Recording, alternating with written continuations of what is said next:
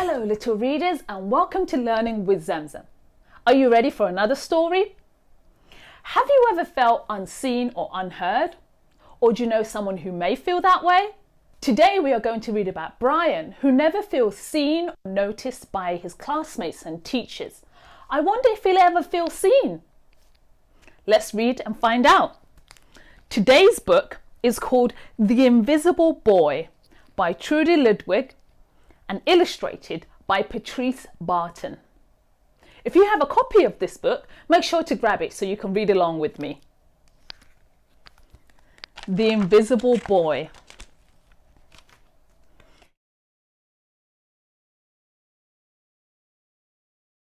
Can you see Brian, the invisible boy? Even Mrs. Carlotti has trouble noticing him in her classroom. She's too busy dealing with Nathan and Sophie.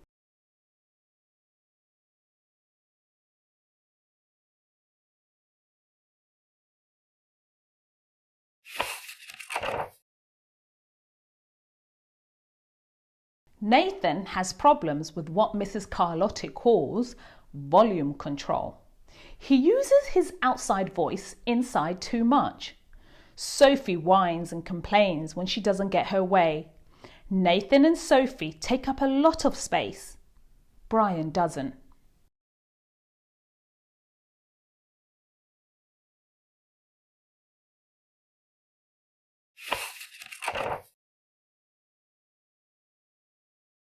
When the bell rings for recess, Mika and JT take turns choosing kids for their kickball teams. The best players get picked first. Then, the best friends of the best players. Then, the friends of the best friends. Only Brian is left, still waiting and hoping.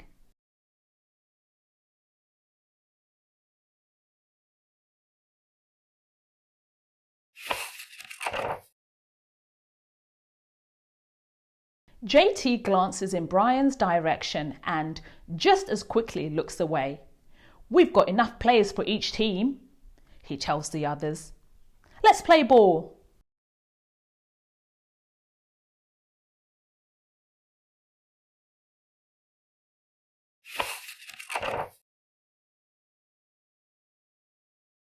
In the cafeteria, Madison and her friends talk about her birthday party. The rope swing over the pool was awesome, says JT. Yeah, so was the water slide, adds Fiona. That was the best pool party ever. I'm so glad you guys had fun, says Madison. Everybody did except Brian. He wasn't invited.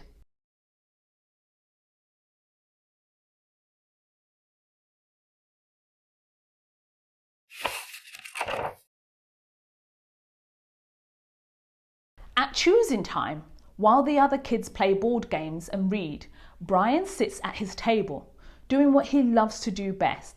He draws fire-breathing dragons scaling tall buildings, space aliens locked in intergalactic battles, greedy pirates digging for treasure, and superheroes with the power to make friends wherever they go.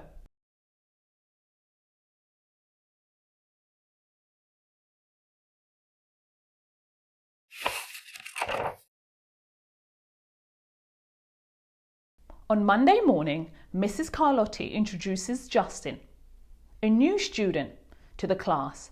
Brian smiles shyly at him. Some of the other kids sneak looks at Justin, trying to figure out if he's cool enough to be their friend. They haven't quite made up their minds yet.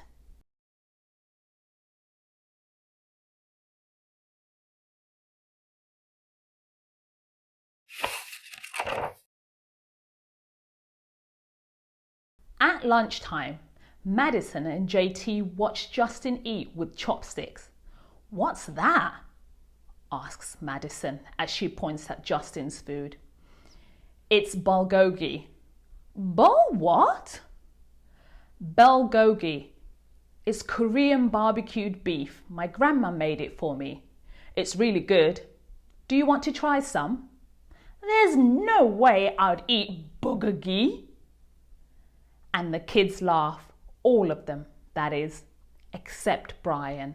He sits there wondering which is worse, being laughed at or feeling invisible.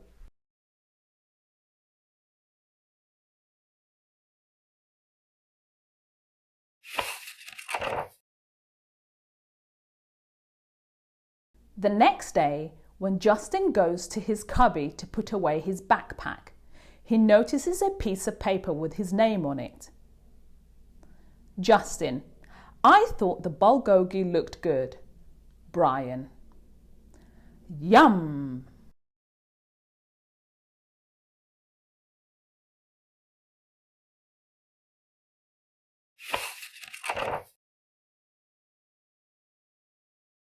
At morning recess, Brian finds a piece of chalk on the ground and starts drawing away. You're Brian, right? Yeah. Thanks for the note. Hey, Justin, Emilio calls out from the tetherball court. You're up next. Sorry, I got to go, says Justin. By the way, that's a really cool drawing, he adds before taking off.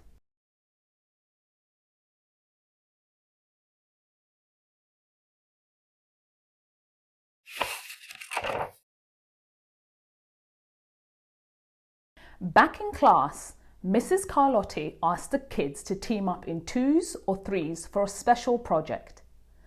The kids scurry around the room to pair off. Brian heads towards Justin. I'm already with Justin, says Emilio. Find someone else. Brian looks at the floor, wishing he could draw a hole right there to swallow him up. Mrs. Carlotti said we can have up to 3 people in our group. We're only 2, come on, Emilio, let him work with us. Okay, I guess.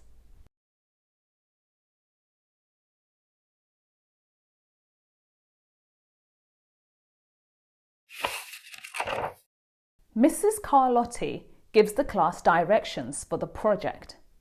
Your assignment is to work together to write a story about what you see in that photograph. Use your imagination and have fun. Whoa, cool, says Emilio. What kind of people do you think would live in houses like that? I don't know, but I bet Brian could draw them to go with our story, says Justin. Brian smiles as he takes out his lucky pen.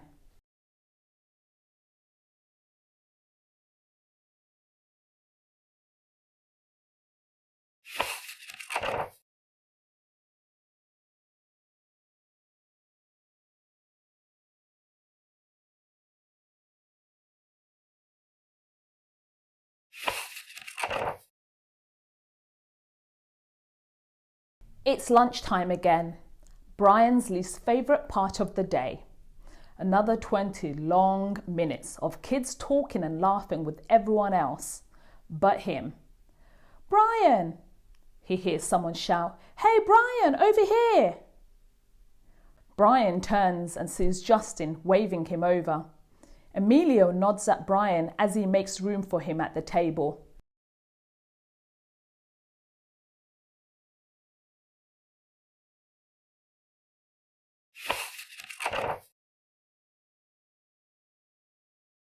Maybe, just maybe, Brian's not so invisible after all.